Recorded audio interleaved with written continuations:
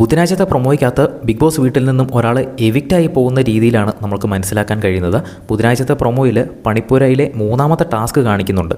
അതായത് വീടിന് വേണ്ടിയിട്ട്, അവിടെയുള്ള മത്സരാർത്ഥികൾക്ക് വേണ്ടിയിട്ട് എന്തും ത്യജിക്കാൻ തയ്യാറായിട്ടുള്ള ഒരാളാണ് പണിപ്പുരയിലെ മൂന്നാമത്തെ ടാസ്ക് ചെയ്യേണ്ടതെന്ന്.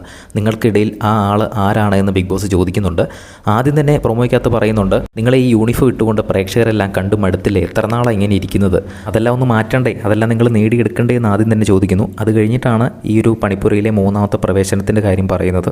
എനിക്ക് തോന്നുന്നു ഇനി പണിപ്പുരയ്ക്കകത്ത് കയറി കഴിയുമ്പോൾ അയാൾക്ക് ഇനി എന്തെങ്കിലും ഒരു ടാസ്ക് ഫെയിലായി കഴിഞ്ഞാൽ ചിലപ്പോൾ എവിക്റ്റായി പോവുക എന്നൊരു ബിഗ് ബോസ് വല്ല അനൗൺസ്മെൻറ്റ് ചെയ്യുമോ എന്നുള്ളൊരു സംശയമുണ്ട്. കാരണം അവർ സ്ക്രീനിൽ നോക്കുന്ന സമയത്ത് അവരുടെ എല്ലാവരുടെയും ഫേസ് കണ്ടിട്ട് നമുക്ക് അങ്ങനെയാണ് മനസ്സിലാക്കാൻ പറ്റുന്നത്. എല്ലാവരും ഇരുന്ന് കരയുന്നുണ്ട്.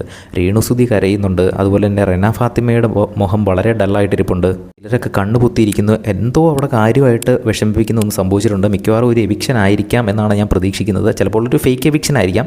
എന്തായാലും കണ്ടു തന്നെ അറിയാം. എല്ലാ ദിവസവും പ്രൊമോ അപ്ഡേറ്റ് ലഭിക്കുന്നതിനായിട്ട് ചാനൽ സബ്സ്ക്രൈബ് ചെയ്യുക.